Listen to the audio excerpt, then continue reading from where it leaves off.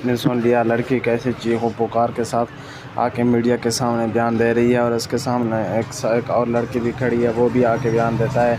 वो भी कह रही है कि फौजी ऑफिसर की बेगम जो है ना हमें धमकियाँ लगा रही थी और हमसे मोबाइल मांग रही थी कि ताकि वीडियो को डिलीट कर दे। हमने ना देने के ऊपर फिर उसने अपने हस्बैंड को बुला लिया और उसके बाद फिर उसने आके हमारे साथ मुज़ाहमत किया और आके गोलियां चलाना शुरू कर दी। तो नाज़रीन, ये वाक़या सरहद के अंदर आज पेश आया। यूनिवर्सिटी के तलबा इंतज़ामिया के ख़िलाफ़ एहतजाज कर रहे थे, तो वहाँ पे ये नागवार खुशगवार मूड में ये वाक़या पेश आया। देखिए, ये लड़की भी आके अपने बयान दे रही है और ये मुकम्मल वज़ाहत के साथ पूरे जो कुछ कह रही है वो हम आपको वीडियो में अभी दिखाने वाले हैं।